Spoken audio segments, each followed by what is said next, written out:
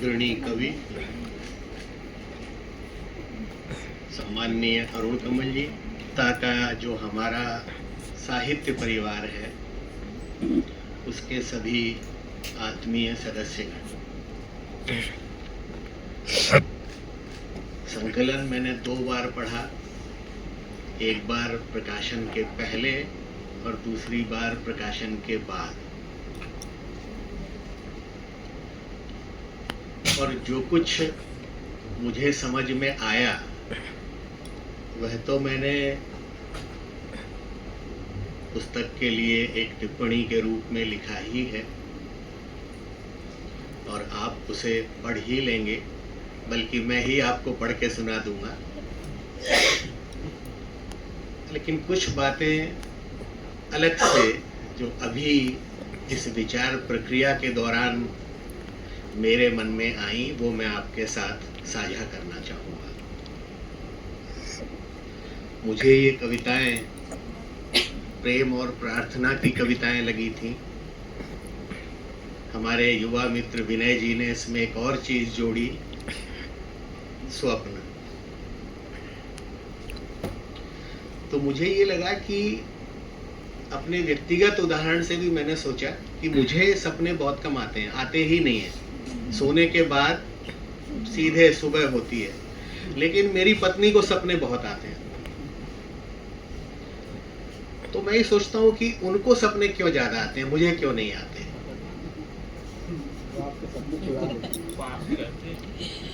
मुझे लगा कि जीवन जिसके लिए जितना कठिन होता है और वो जो कुछ उसके मन में आकांक्षा है वो नहीं कर पाता, सपने उसे बचाए रखते हैं, उस बीज को। वाह। तो स्त्रियां इसीलिए हम पुरुषों से ज्यादा स्वप्नशील होती हैं और सपने देखती हैं। यह एक कारण मुझे समझ में आता है, जो भी मेरे अनुभव रहे हैं उनके आधार पर। दूसरी बात, संवेदनशीलता।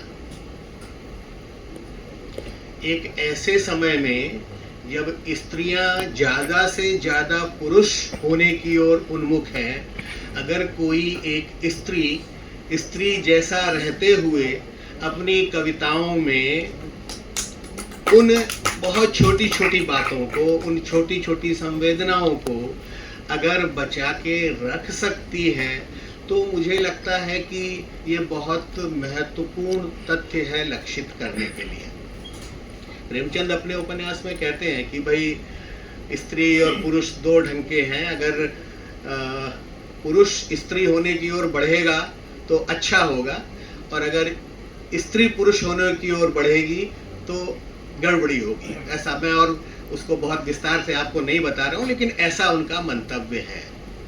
इसका मतलब ये नहीं है कि पुरुष स्त्रियां अपने पारंपरिक रोल में, पारंपरिक भूमिकाओं में ही बनी रहें।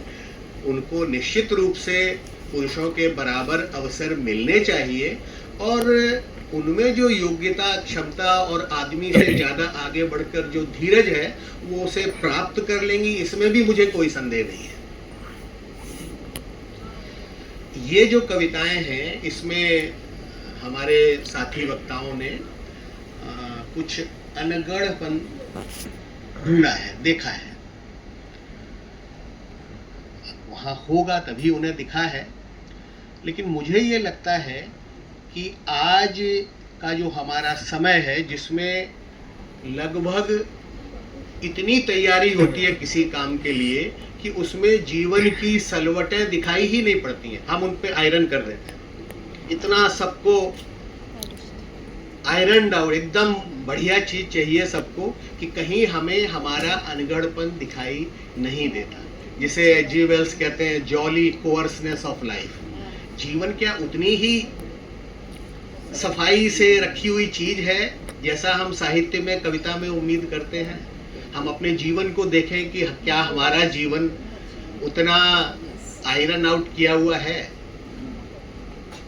तो मुझे लगता है कि अगर जीवन की सलवटें हमारी कविता, हमारी भाषा में दिखाई देती हैं, तो मैं उसे कोई बहुत बड़ा दोष नहीं मानता। और मुझे लगता है कि एक तरीके की पारदर्शिता बढ़ती है उससे।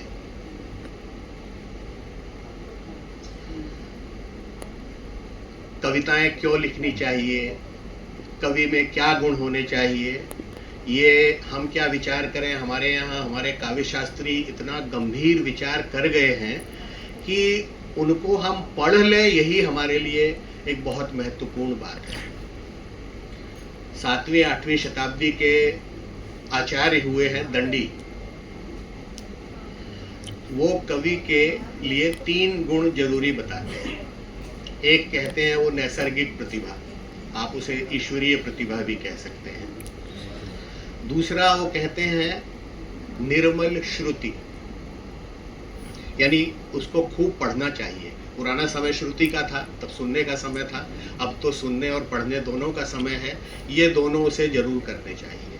और तीसरा वो कहते हैं अमंद अभ्यास, लगातार आपको अपनी कविता में अभ्यास करना है। ये 3 चीजें किसी को अच्छा कवि बना सकती हैं। चलिए, अच्छा कवि बन गया, लेकिन अब हमारा समय इतना तेज है कि अगर मुझे सही याद है तो मैथ्यू आर्नल्ड ने कहा था कि as civilization advances poetry declines, ऐसा कुछ उनका है। उससे आगे बढ़कर हमारे शुक्ल जी ने जो कहा वो अभी विनय जी ने आपको बताया कि जीवन कठिन होता जाएगा, जैसे जैसे सभ्यता बढ़ेगी